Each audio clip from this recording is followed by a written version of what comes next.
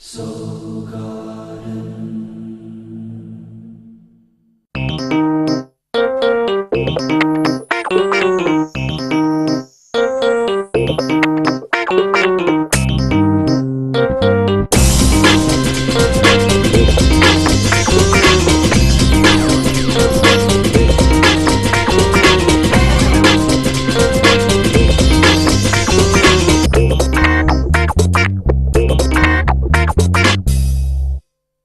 Hello, welcome to Secrets of Birthdays, the Love and Lust Report. I'm your host and birthday expert, Christopher Witecki. Well, you've ordered this video, and we've made it specifically for you. You gave us your date of birth, and from those 8 numbers, we're extracting the secrets to how you love, what you lust after, and how you love to be loved.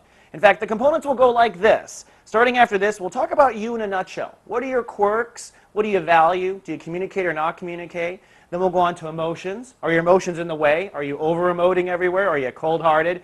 Also, how you love and how you love to be loved. Lust, what do you chase after, or do you like to be chased? And your biggest strength and your biggest weakness. Sometimes those can hang us up. So without further ado, let's talk about you.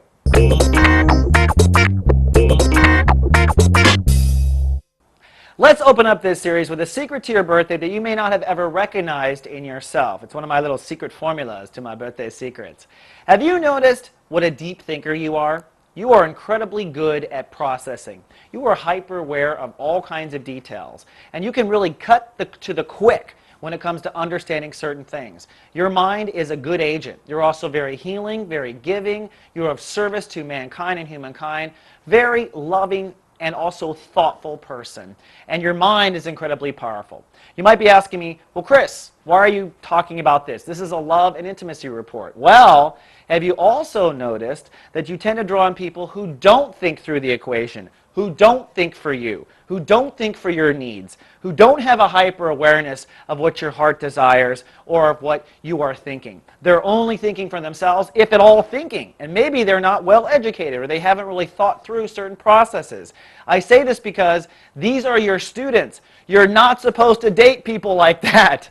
You are dating your students if that is the case. You need someone who is on your mental level. The people that come to you who don't understand, whether it's algebra or life, you're supposed to teach them. By the law of attraction, you're drawing in these people because they want to learn from you. But when it comes to having an equal, loving, romantic, intense, good marriage and partnership, you can't marry and date these people. The people that you deserve are going to think with you, they're going to be thinking one step ahead of you, hopefully, and they're going to appreciate all the great qualities that you give the earth.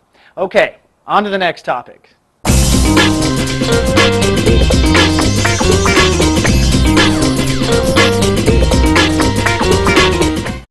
So let's talk about you in the big picture of things and how you play out in different areas of your life and what you need from love and relationships in different areas of your life.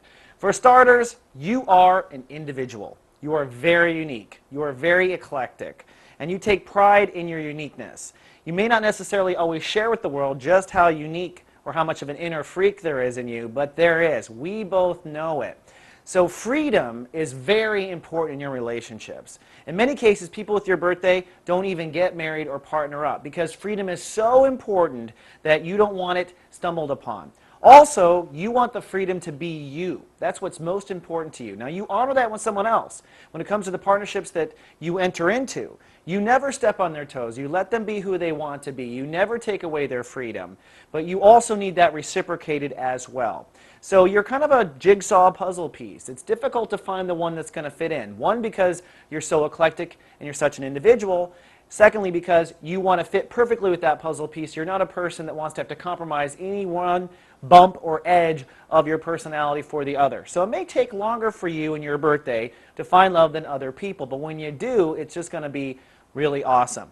You also want to live a unique and innovative lifestyle. You are not interested in anything that is mundane, or you don't want to have to say, been there, done that, ever. Once you have, you're ready to move on. So you need a partnership that is also in motion, that is also looking to innovate the possibilities of everything in life. Home, family, love, etc. Again, this makes for a more complicated situation, but when it works just perfectly, like 2 gears in a clock. So patience is the virtue you have to hold on to find the love that you want to support your inner, unique personality. Now that said, let's talk about the material part of the relationship. The material in the sense of gift giving, when you spend money on dates, that sort of thing.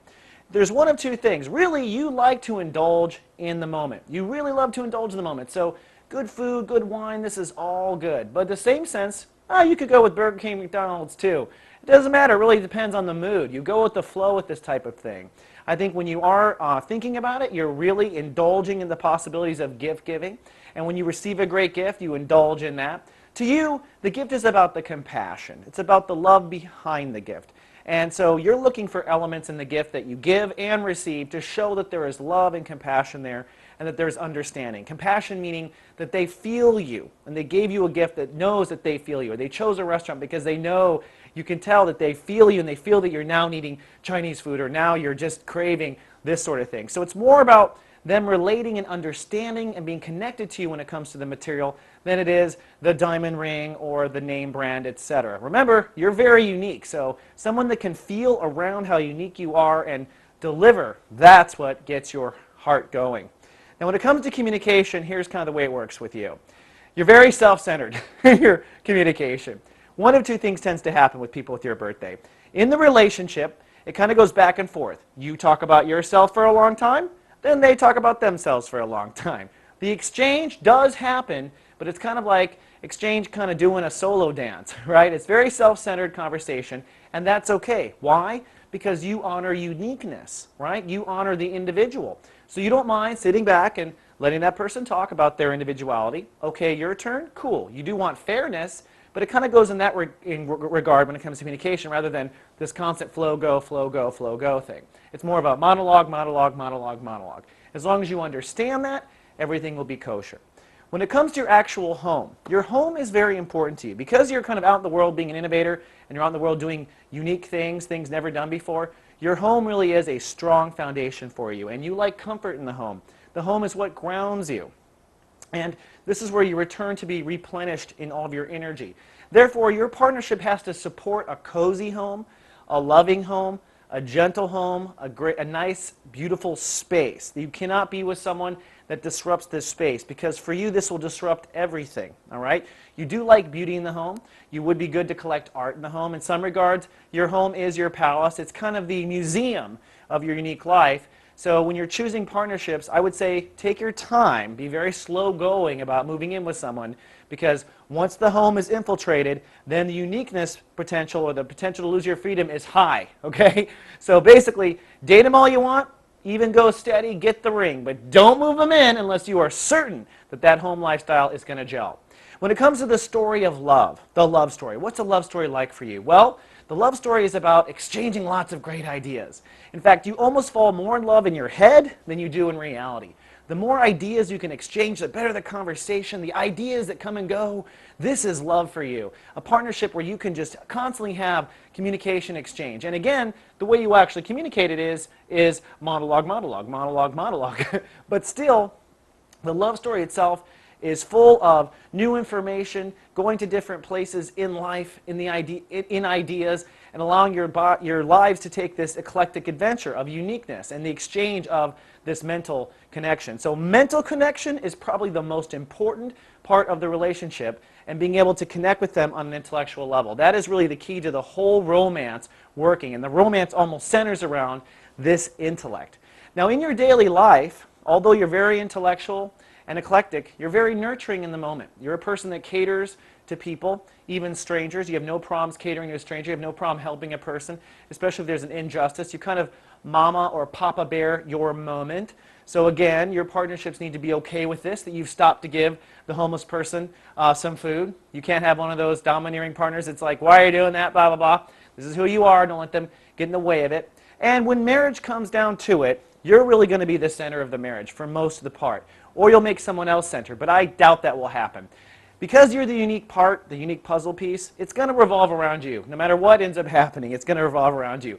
That's okay. You're so cool and chill in the outer world, it's okay to be the important one, the one that takes the center stage in the marriage. And that's what you're really looking, is to take that center stage and to be worshipped in your marriage. It's okay. You worship the world, you're nice to everyone else anyway, so just be honest with yourself about this truth. When it comes to lovemaking, let's just put it this way. you are incredibly complicated. The combination to your safe, you're just going to have to be honest about. It could be quirky, it could be weird, it could be all kinds of strange stuff. I'm not saying it's necessarily kinky, I'm just saying it's very complicated, and what turns you on has got to be learned, and you've got to learn to tell your partnerships, hey, this is what turns me on, this is what I want out of my sex life.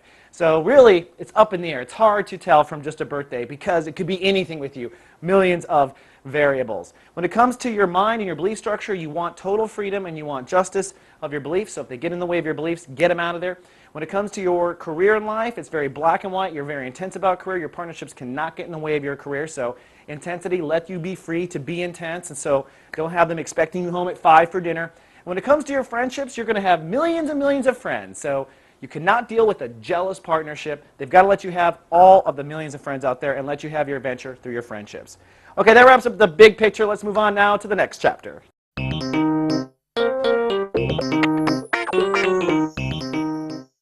And now we're going to talk about your emotional personality. Many people don't know this, but our emotions take on a personality of their own according to the secrets of birthdays. We have our personality awareness, we have our charisma, we have the way we love, we have the way we lust, and we have the way we emote.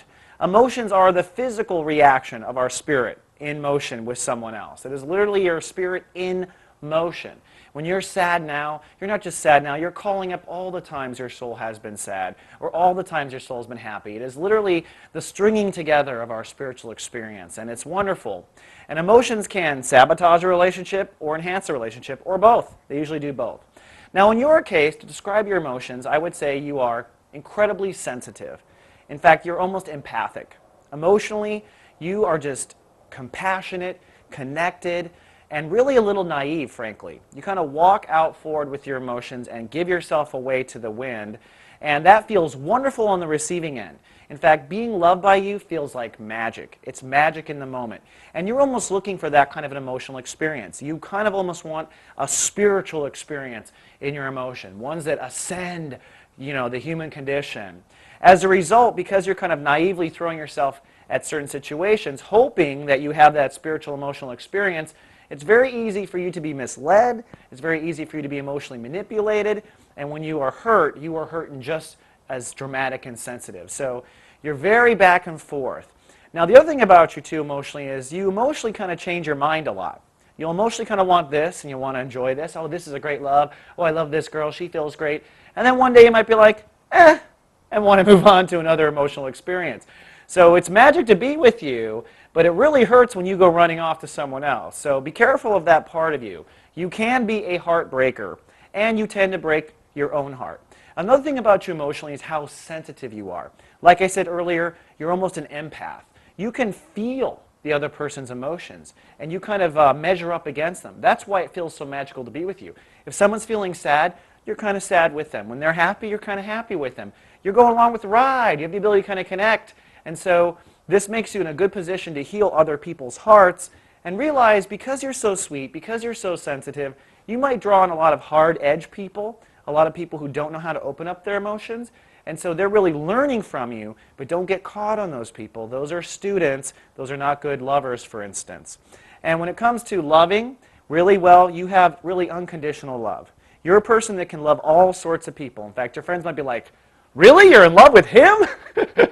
Well, your heart loves him. Doesn't matter what walk of life, doesn't matter what race, doesn't matter what gender. Your heart really is truly very spiritual. It's seeking a spiritual enlightenment when it's love and it's connection. And so really, it's kind of hard to sum up what your emotional type is. It could be any walk of life. So realize you are sensitive. Realize that you can be as connected as you can be disconnected, so don't hurt anyone else. And realize that you should always kind of channel that sweetness onto yourself. In some cases, the compassion you're looking for needs to come from you. Okay, let's move on now to the next topic.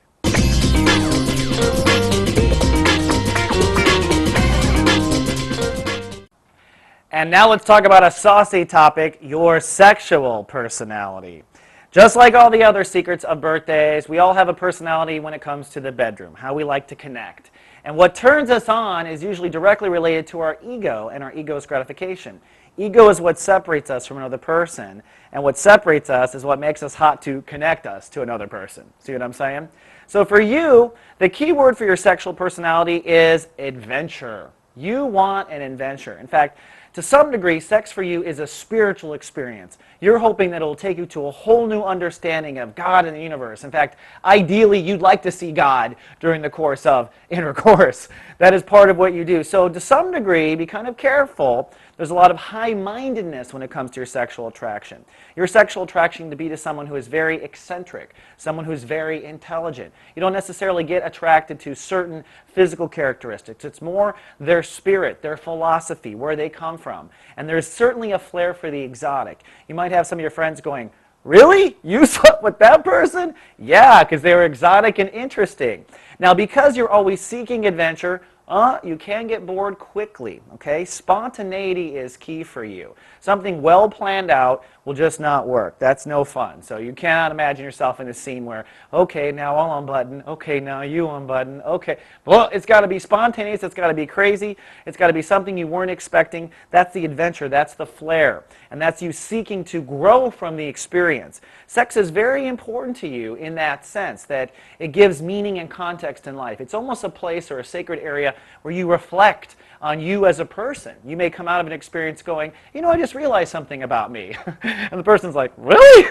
You did? When you were upside down? That sort of thing. So it is for you a philosophical kind of moment as well. It's also a moment, I think, for you where you can be playful. You're a lot of fun. I would not be surprised that you're cracking jokes as things are flying around in the bedroom. That's just part of who you are. It's supposed to be an experience and a fun experience.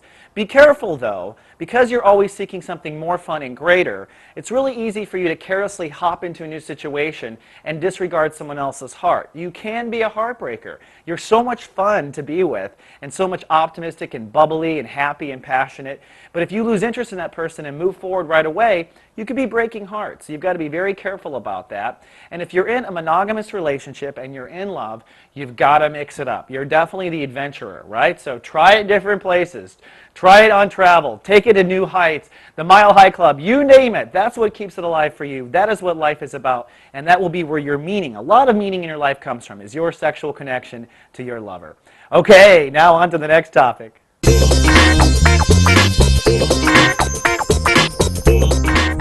And now let's talk about your personality of love. That's one of the many secrets of birthdays, that our loving side has a personality of its own.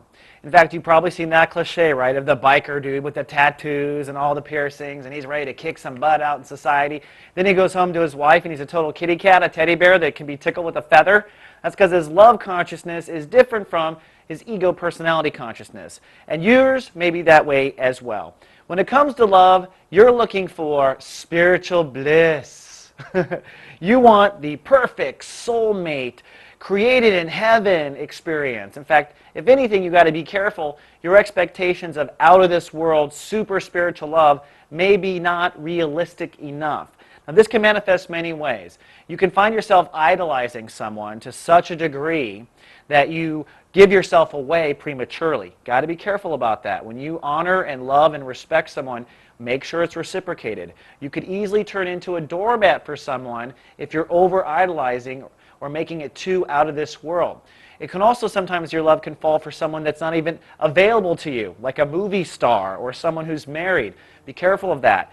You have this fantasy of having pure spiritual connection when it comes to your love. You really do think it is ordained by Goddess, all right? And if that's the case, make sure it's actually happening, that you're feeling it in the moment. When you do feel it in the moment, it is just that. It is sensual, it is loving, it is compassionate. And really, you're not very prejudiced as far as what it looks like. Some of your friends may be surprised. Really? You love him?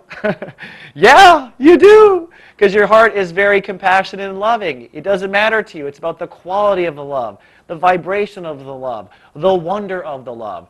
Truly, most love songs are written around the feelings that you are seeking. Now, in your actual love experience, you are very sensitive. Okay? Very tender. You surrender your heart. You feel every bump in the road. And so you can be very joyous. It's very magical to be loved by you. But you also put yourself out there in a vulnerability to where you can be hurt. So you've got to make sure that you're in reality, even though you're seeking a higher spiritual connection. And you have to make sure that what you're giving, you are receiving. That's one of the secrets of love, that what we love, the way we love, is the way we want to be loved. So for you, you can lose a little sense of reality. You've got to always be checking out and making sure that you're actually receiving receiving that sort of love. Also, you're very tender. You're very juicy. You're the kind of person that probably is a sloppy kisser. Doesn't matter. The wetter, the better for you. And the sensual experience is part of it. You tend to indulge in the sensual experience. The wine, the cheese, the grapes, the rose petals. It doesn't really matter. It's whatever you like. It could be the Kit Kat bar. But for you, it's about pleasure, tastiness, sensuality, and above all, a love that you will worship, that is truly created in the laws of man and God, all together, something truly created in the gates of heaven and here down on earth. All right, that's all we have for this segment. Let's move on to the next.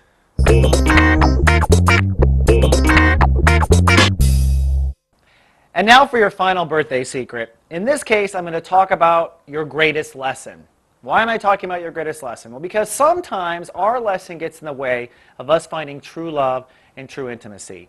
According to your birthday secrets, your greatest lesson is strength, independence. You're learning how to be courageous and strong and autonomous in life. So as a result, you're put into situations that will always challenge you. And I'm afraid to say you're not going to necessarily find someone that is strong for you. If anything, the people you attract initially in your life are going to be people that challenge your strength. You're very giving, you're very easygoing, and that's great, but you're not necessarily self-centered enough. It is time in this lifetime for you to be more self-centered, to put you first, to be strong, to face your adversity, and to also feel proud of how far you've come. This strength will be something no one can ever take away from you, and this strength will be what your true love really loves about you. So when the going gets tough, you have got to get stronger.